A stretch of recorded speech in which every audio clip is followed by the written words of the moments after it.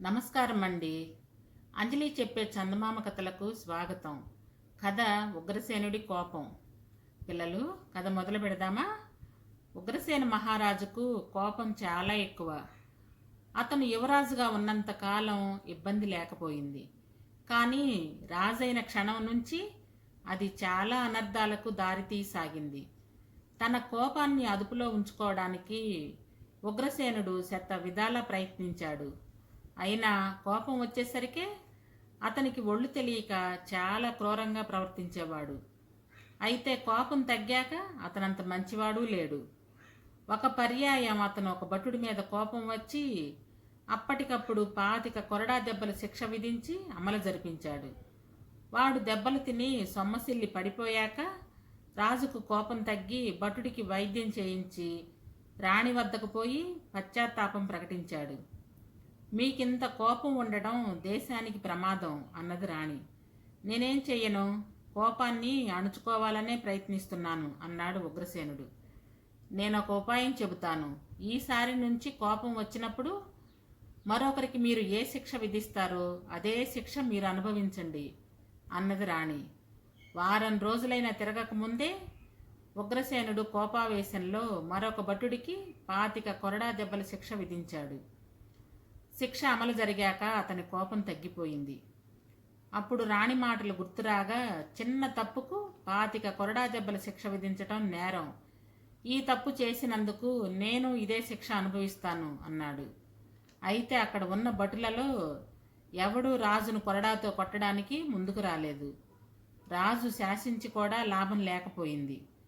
ఉగ్రసేనుడు రాణి వద్దకు వెళ్ళి జరిగింది చెప్పాడు. రాణి నవ్వి, భటుడు చిన్న తప్పు చేసినందుకే 25 కొరడా దెబ్బలు కొట్టించారు. రాజుగారి శాసనాన్ని పాటించకపోవటం పెద్ద నేరం కాదా? అయినా అంత నేరం చేసిన భటుల మీద మీకు కోపం లేదు అంటే శిక్ష అనుభవించాలన్న కోరిక మీకు లేదన్నమాట అన్నది. ఈ మాటకు ఉగ్రసేనుడి అహంకారం దెబ్బతిన్నది. నన్ను కొట్టలేదన్న నేరానికి నా భటులను నేనెలా శిక్షించగలను? చేతనైతే ఈ శిక్షను నువ్వే అమలు జరుపు అన్నాడతను. రాణి వెంటనే ఒక భటుణ్ణి పిలిపించి, నేను చెప్పినది చేస్తావా లేక తక్షణం చస్తావా అని అడిగింది. భటుడు వణికిపోతూ రాణి చెప్పిన పని చేస్తానన్నాడు. రాణి వాడి చేతికి కొరడా ఇచ్చి రాజును కొట్టమన్నది. వాడందుకు సిద్ధపడ్డాడు.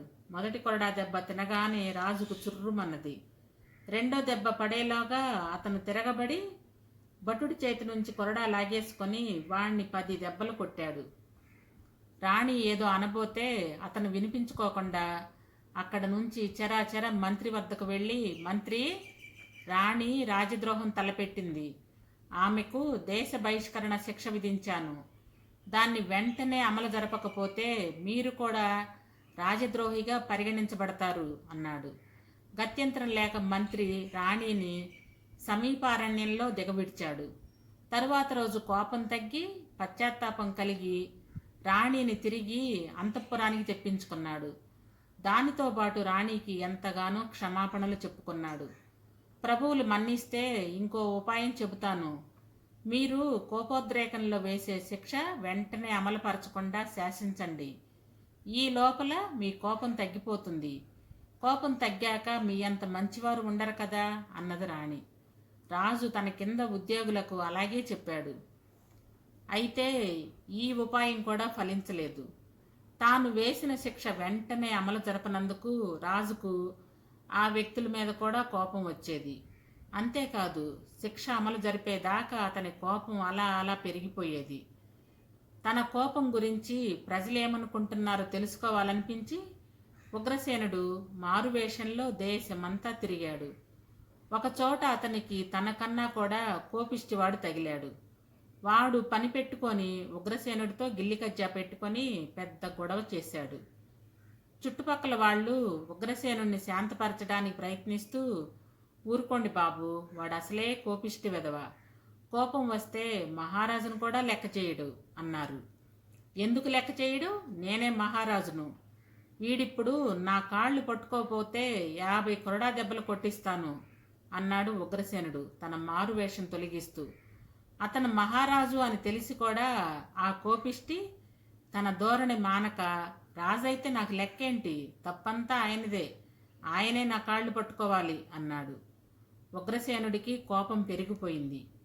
అందుచేత త్వరలోనే ముక్కోపివాడు కొరడా దెబ్బల శిక్ష అనుభవించడం జరిగింది. వాడు దెబ్బలు తింటూ కూడా రాజును తిడుతూనే ఉన్నాడు. అలాంటి మూర్ఖుడికి అంత కఠిన శిక్ష విధించినందుకు రాజును చాలామంది మనసులో తిట్టుకున్నారు. కోపం తగ్గిన తర్వాత కూడా రాజు ఈ విషయాన్ని రాణికి చెబుతూ, నా ప్రజల్లో నన్ను మించిన కోపిష్టి వాళ్ళు ఉన్నారు. చావు దెబ్బలు తింటూ కూడా కోపాన్ని విడిచిపెట్టలేని వాళ్ళు ఉన్నప్పుడు నా కోపం గురించి నేను బాధపడనక్కర్లేదు అన్నాడు. రాణి ఒప్పుకోలేదు. సామాన్యుడి కోపం వాడికే కష్టం కలిగిస్తుంది. రాజు కోపం రాజు కన్నా ప్రజలకి ఎక్కువ నష్టాన్ని కలిగిస్తుంది. ఇంత కోపం ఉన్న మీకు రాజ్య అర్హత లేదు.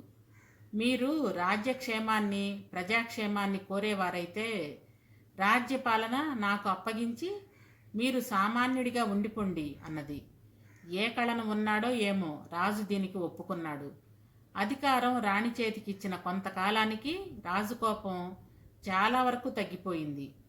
అధికారం లేకపోతే తన కోపం అదుపులో ఉంటుందని రాజుకు త్వరలోనే అర్థమైంది. ఎందుకంటే అది వరకు అతని కోపానికి దోహదం చేసినది అతనికి గల దండించే హక్కు. పిల్లలు, ఒక మంచి మాట. పూర్వం మన పెద్దలు తన కోపమే తన శత్రువు అని చెప్పేవారు. మనిషికి కోపం, గర్వం అన్ని విధాల చేటు. అందుకని సమయస్ఫూర్తితో మెలగండి. కథ సమాప్తం. సబ్స్క్రైబ్ చేయండి, లైక్ చేయండి, షేర్ చేయండి. మీ అమూల్యమైన సలహాలు, సూచనలు కామెంట్ రూపంలో తెలియజేయండి.